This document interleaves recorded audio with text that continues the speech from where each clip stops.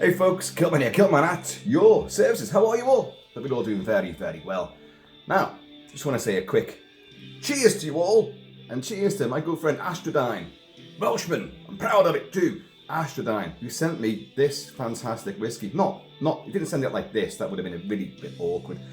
But a lovely bottle of the Welsh single malt glory that is Penderyn. There you go, cheers sir, thank you so much. Cheers everyone. Now, if you've been keeping up with the current videos, you'll know that Astrodyne sends a crate of absolute cult craziness. Full of stuff from the movies, TV, figures, t-shirts, music.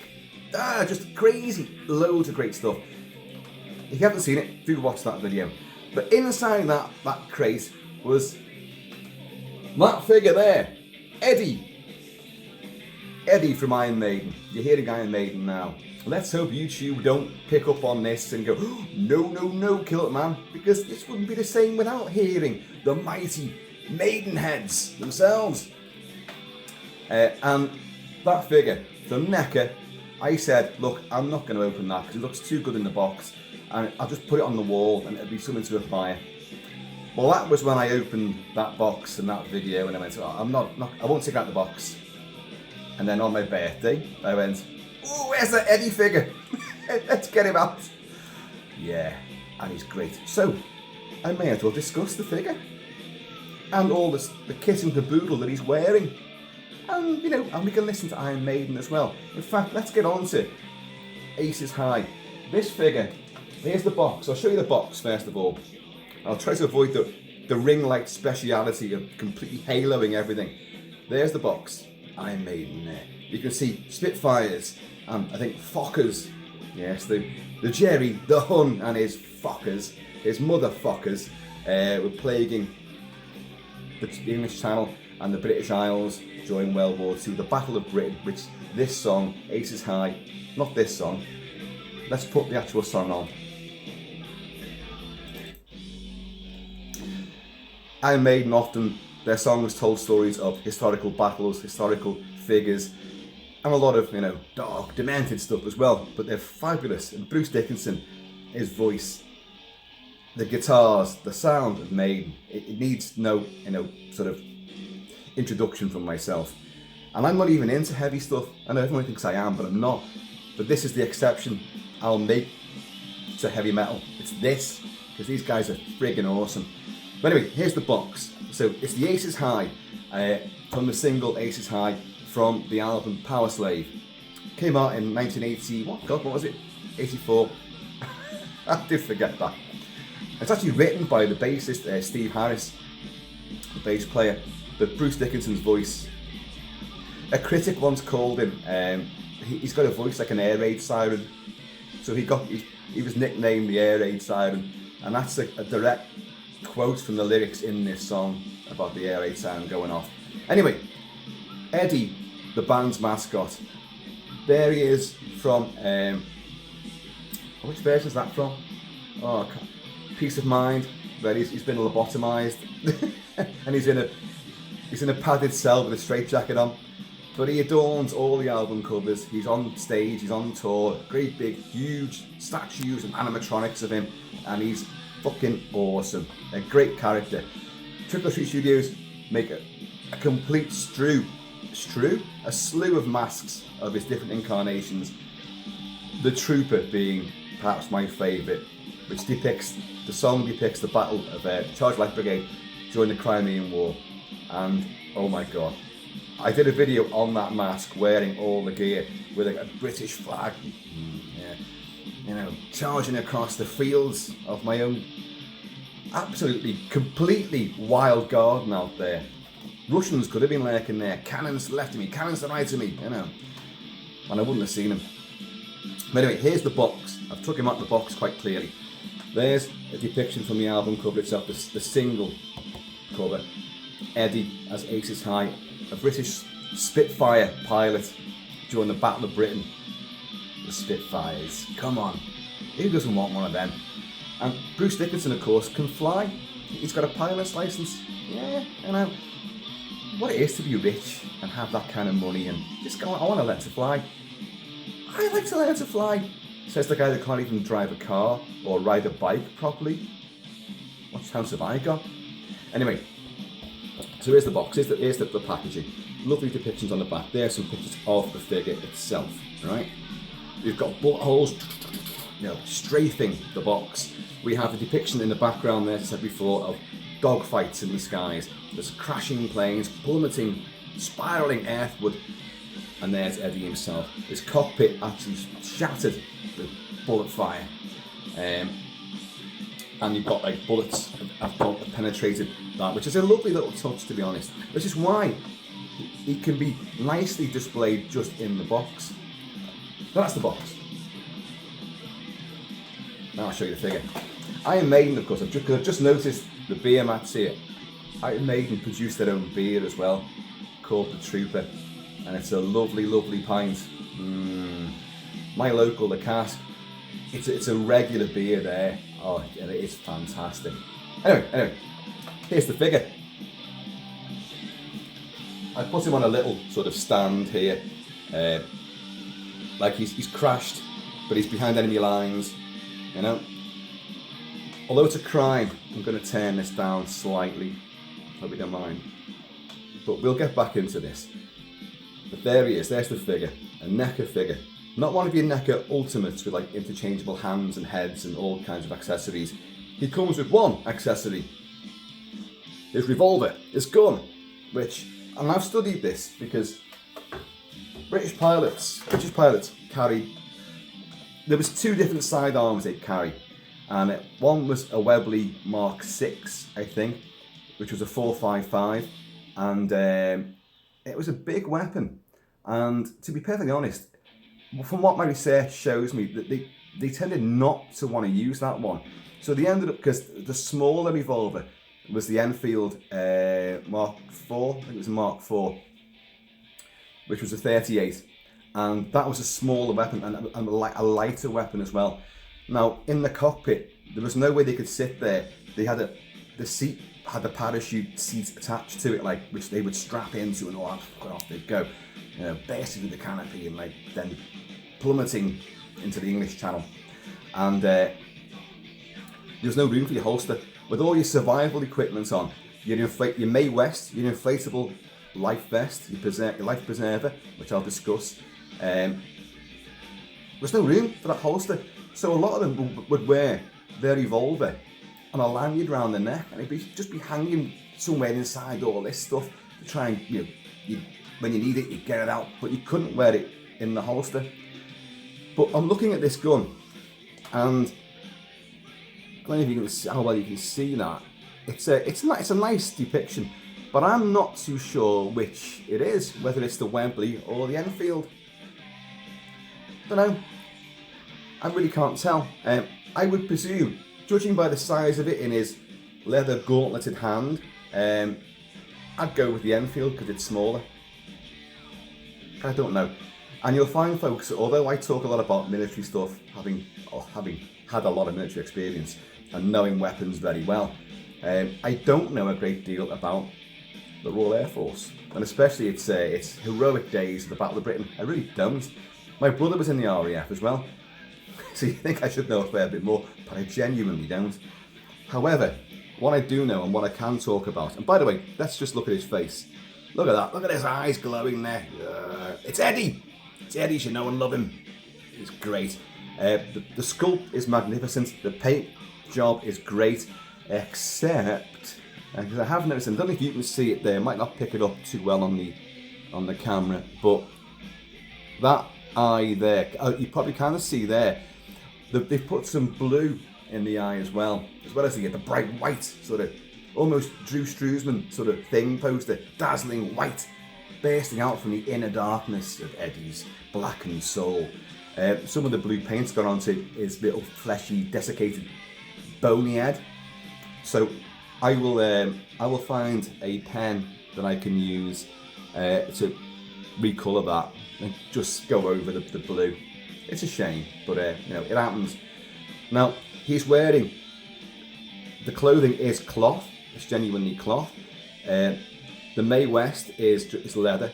but it's pliable leather. You can move it. It's reasonably soft, but but you can't take it off him. I don't think you can. No, and why would you? He's got his RAF uniform underneath there. In actual fact, they would have had coveralls over that as well.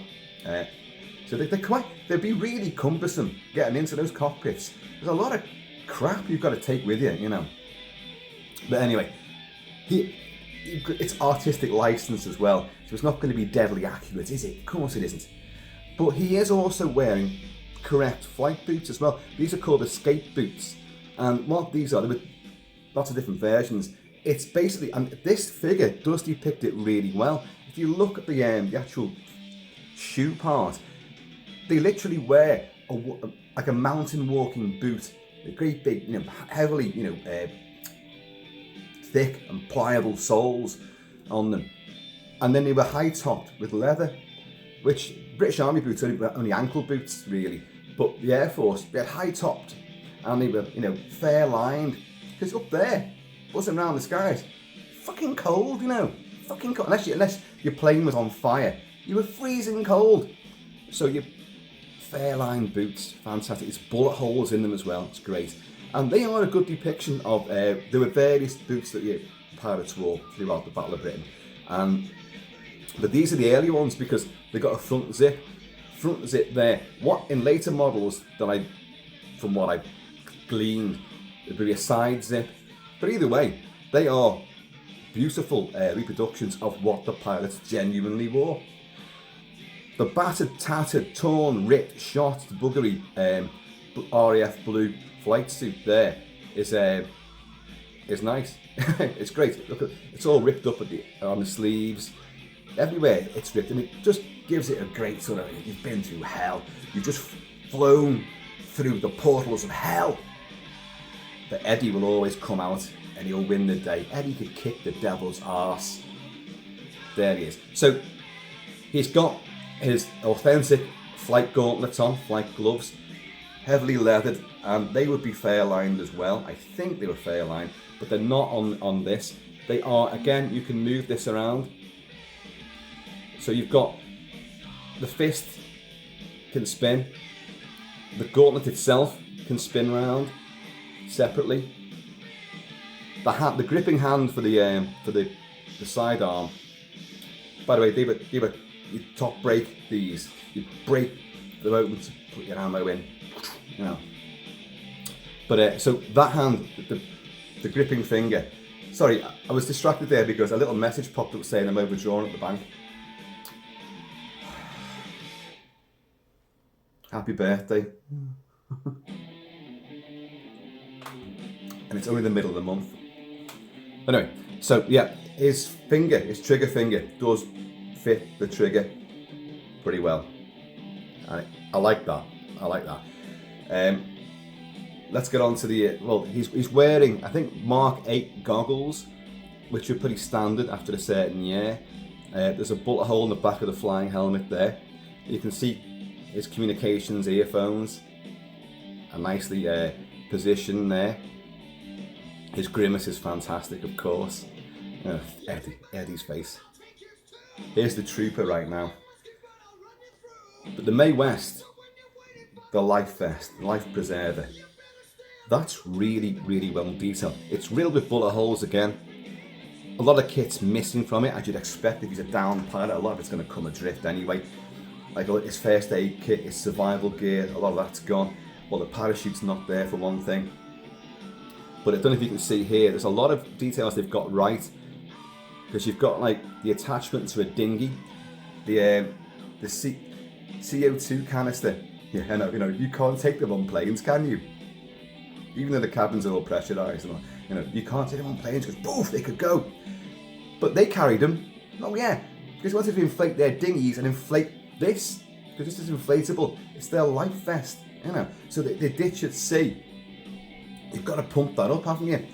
And they've got all the little attachments. I don't know if you can see there how you did little chrome. Well, there'd be chrome attachments to start to charge the CO2. But attachments which go into the dinghy and obviously to inflate this. And around his neck there, nice buoyancy aid and all that. I was bobbing up and down in the water there. my Spitfire's just gone down. By the way, they'd stay afloat for about, I don't know, was it a good 90 seconds? More? 2 minutes possibly? I know the American planes from 1945 onwards were designed to stay afloat for about 2 or 3 minutes, which is actually, that's a good time to get yourself sorted, get your bearings, get out, you know, and get your dinghy sorted out, your life preserver, fire your flares, do whatever you need to do, say your prayers, look for shark fins, just stay in, close that canopy, I'm going down, fuck that, not going out there. But there you go. So a lot of this stuff's all very authentic. A lot of things have been ripped off. What I do like about it, I don't know if you can you see this sort of like almost like heart shape here? They are two, like almost like cargo straps, two big loops. And what they were for was when a waterlogged pilot was like just bobbing up and down in the water, and a rescue team would get to him. That's how they drag him out. They grab those. Obviously he'd be floating, you know, his legs would be dangling shark bait, but they'd reach down and they'd just put their hands into those loops and haul them out. It's clever. And a lot of thought goes into, not just the figures, but a lot of thought goes into survival gear and what is practically needed. What do you genuinely need? But of course, a lot of it's trial and error, and a lot of people died in the process. I just wonder how you felt about it. That was a bit of Snake Plissken there. But his communications sort of headgear is around. I'm not sure quite what that is meant to be, because because all this stuff around his neck here and looping around the back is attached to this. So you've got like a bit of a hose and a coil, and then you've got this here. But that would not be, that there is not from his, he doesn't plug himself into his cockpit dashboard, you know. He doesn't do that. I'm not sure what he does to be heavy, but it's not, but that is for the dinghy attachment and for inflating of all his gear. So I'm not really sure how that's linked up there. Someone out there who knows this stuff will go like, oh, Kilt-Man, you idiot. I don't know the answer, but Kilt-Man, you're an idiot. I do know that. But from Neca, a great figure. Now, what I will say about this is that, you know what I'm like with these figures now? I'm dead wary of moving them. Even when I, put a hairdryer on them or doused them in hot water and made the joints a little bit more supple, that did not help with Freddy Krueger. That did not help with, what else? He's over there. Thinking about it, he's over there, the figure. It's the American Werewolf, one of the Nightmare Demons.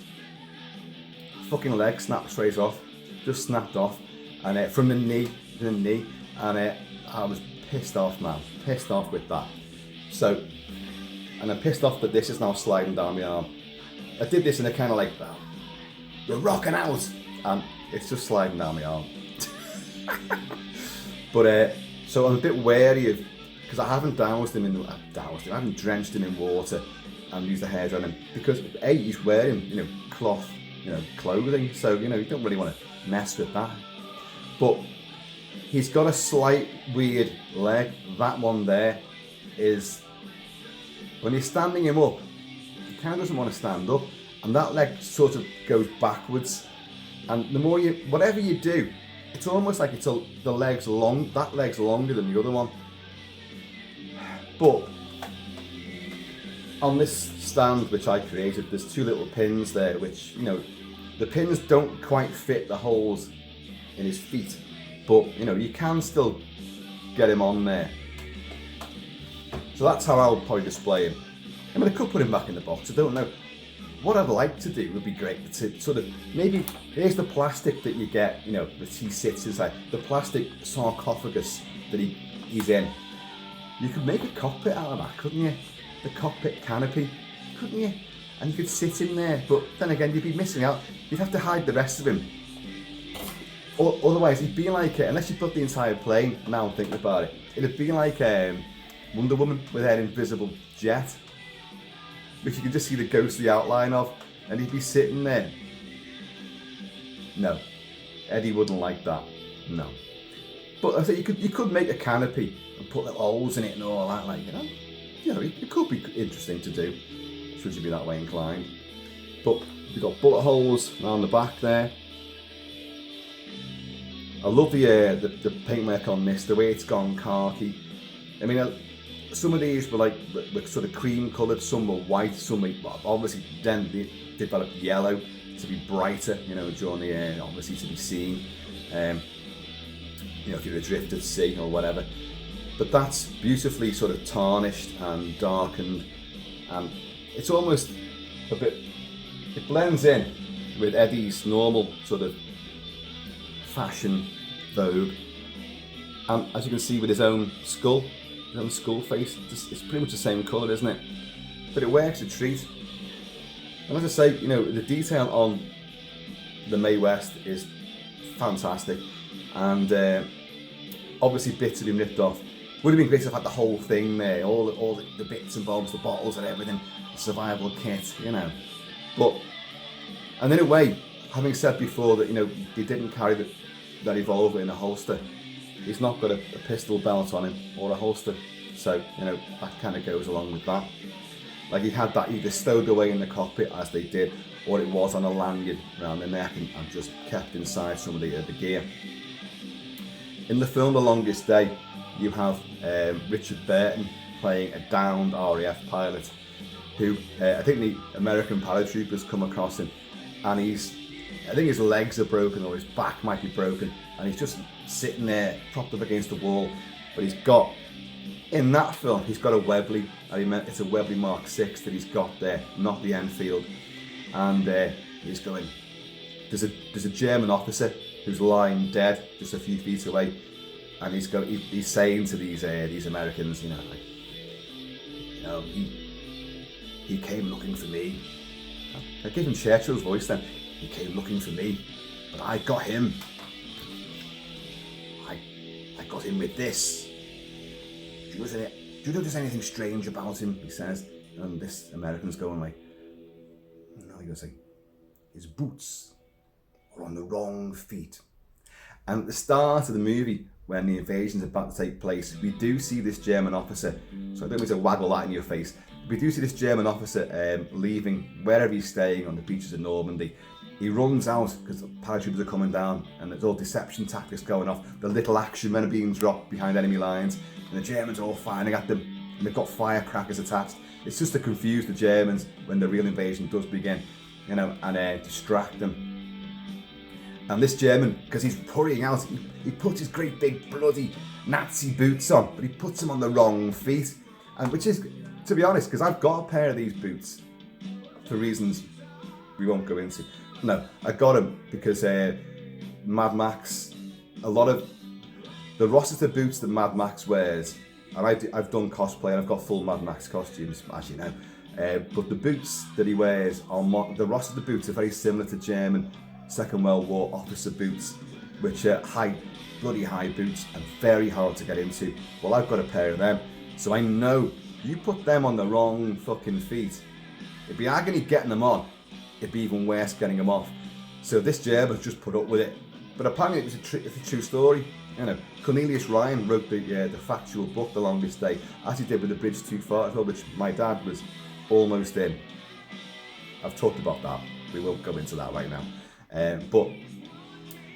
So all these little anecdotes, all these little things that happen, it's in the movies, The Bridge Too Far and The Longest Day, you think, oh, as if. Like James Caan, you know, about to blow a medic's head off, but he doesn't check his officer out because you think, look, this man's dead, he's been shot in the head, but no, he's not dead.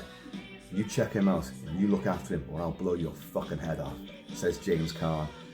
It's all true. These things are true. All these little anecdotes are true. And this German officer with the boots on the wrong feet is true. And Richard Burton, I got him first. His boots are on the wrong feet. I'm Richard Burton, and I'm married to one of the sexiest women that's ever lived. Yeah, Cleopatra. I mean, well, she did play Cleopatra, but this figure is astonishingly good. I love him. As I say, you've got a slight problem with that leg and whatever stance you put him into. I'm not messing around with the arms too much. but I'm gonna leave him, you know, with the gun. Come on, you kraut, you Hun Jerry swine, you. I'm Eddie, and I don't know why I'm speaking with such a posh voice. Let's play Aces High anyway. Well, let's go for it.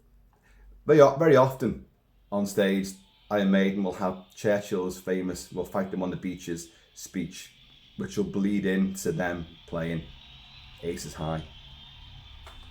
So there's a fair bit of fan appreciation going on here. Not for me, of course not.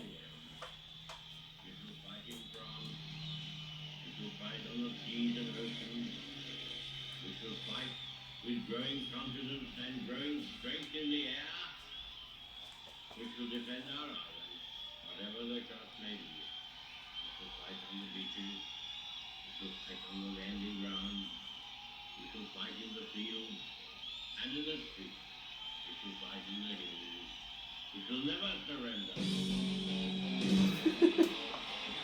It is a huge morale boosting speech, of course. Eddie. Looks good, doesn't he? That's good. Ah, come on, motherfucker. Ah. Yeah, the gauntlets are great. There's zips on the gauntlets as well. I think you can see there. There's a little zip running up on both sides, both gloves. There's bullet holes in the gloves as well. Just he's been riddled. He's been strafed. And he's gone down. He didn't use his parachute. The Spitfire crashed and he got out. He got out of it. Like that. Fuck you. Yeah. And got his Enfield or his Webley out and took down that fucker. So you've got nice bit of head swivelly stuff going on, but you don't want to do too much, and he's hampered by, you know, his collar bladder, so you can't really do much there. Plus he's got all this stuff going around the back, and he's got his, you know, his earphone connectors, so, you know, but he's not a figure that you're really going to articulate too much. You're going to find a pose for him. Live to fly, fly to live. Yeah, I almost got the line wrong there, that's why I stopped singing.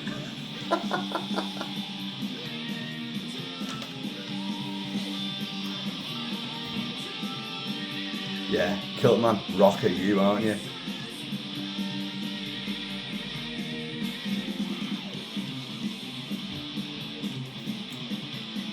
Well, isn't he great? So Neca produced this figure. There's other Eddie figures. This is the only one I've got, and it's thanks to Astrodyne that I've got this figure. It came out 2021, I think. Someone might correct me on that, but I think it only came out last year, because we're in 2022 right now, folks, in case you didn't know. But the boots are great. I love the fact that you've got the sort of fair lining has crept up over the top there. I love the bullet holes everywhere that he is. I love the shape of the boots and the actual shoe part, which is fantastic, and a nice sort of rendition of what they really wear. The Mae West is terrific, absolutely terrific. You've got all the canvas straps, and you've got all the, well, you've got the cords for attachments, you've got pouches and stuff there. So a lot of thought's gone into that, and it's great. The pistol is tremendous. The goggles and the helmet, hoses and the wires look awesome. That sort of that tired blue with the RAF. There's no offence there, it's a tired blue. A sort of weathered teal looks great, looks wonderful. And the eyes and the face, the sneer, it's just Eddie kicking ass. Eddie's dropped from the skies, and no surprise, he's going to kill all of you. Fantastic. Look at him. How many points of articulation, I hear you ask? find that for you.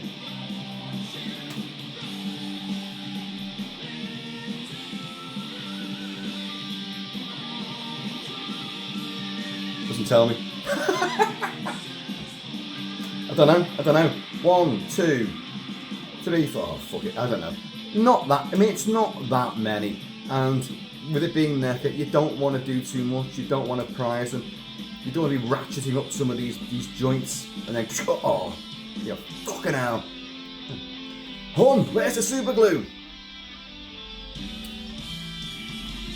Look at that. Look at that. That's a good angle, isn't it, as well? Like, you talking to me? You talking to me? Well, I don't see anybody else. Oh, I do. I see a guy in a kilt with stupid hair. But no one in their right mind would ever talk to him. So, you talking to me? Isn't it, boss? Let's get on to my favourite. You knew this, I've played this before. So I left the back door open and a fly's just come in. You've just seen him, he's right here. Get him, Eddie, get him, get him!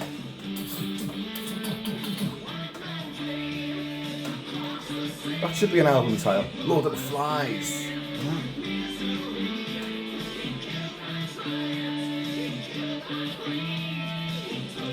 I'd like Eddie, because this song is told from the two perspectives of the US cavalry who were fighting the Plains Indians and of the Indians themselves. So I'd like to see Eddie with like sort of Sioux or Cheyenne feathers in his, well, he hasn't got much hair. Although sometimes he's got a big fucking shock wig on, like multicoloured. The feathers and like, or a, you know, a roach headdress or whatever. But as a Native American and also as a battered, you know, beleaguered, arrow-stricken cavalryman, that'd be great, wouldn't it? You know, bit of buckskin on him, like an arrow through his arm.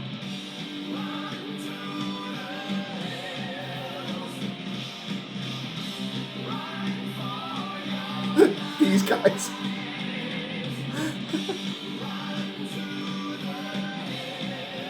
So yeah,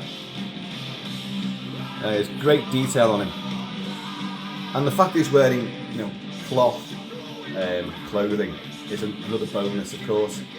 Oh, it always seems better, you know, when they've got real, tangible gear on them.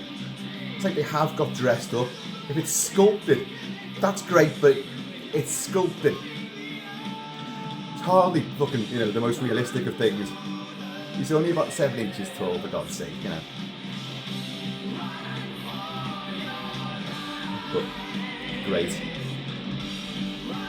And just remember, these boots would be rubberized. They'd have rubberized soles as well, so for comfort. But the grips on them were apparently superb, so they could run down mountains and they could use them as a buoyancy aid, being rubber, and they wouldn't get electrocuted either.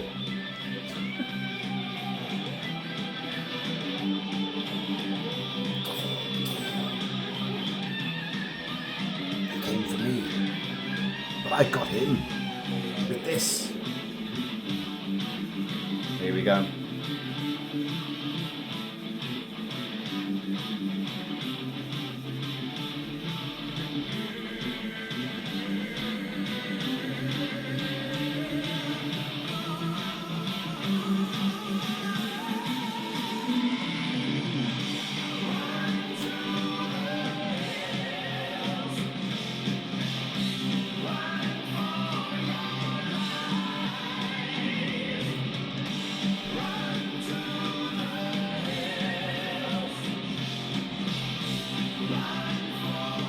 Great figure, isn't it? Great figure. Great band, great songs, great whiskey. It's all great, isn't it? Apart from that message off the bank. Shit, that weren't so great at all.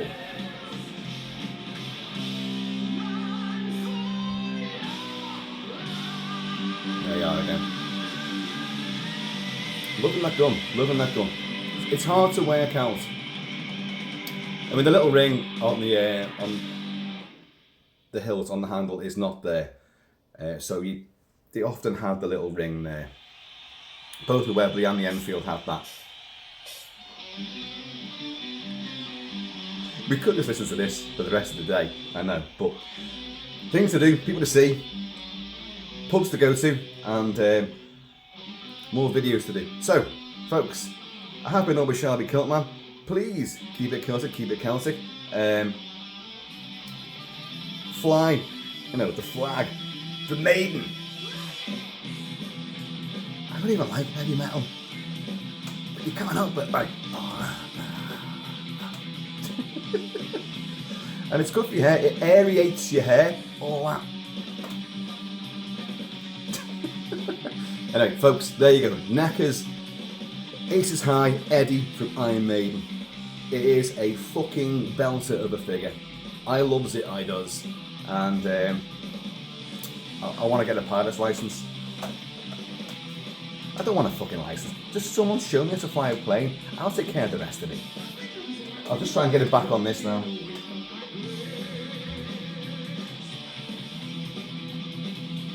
There you go. He's actually being eaten by the American Welsh in London.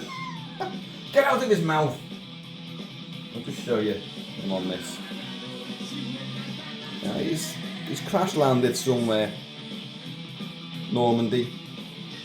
And the Huns after him. He's on the run from the Hun. Folks, in the meantime, in this ever spectacular plastic little miniature people in between time, please keep it Celtic, keep it Celtic. And I'm going to see you all. Boom, boom, boom. Chops away, chops. And, if you find the time, run to the hills. Go.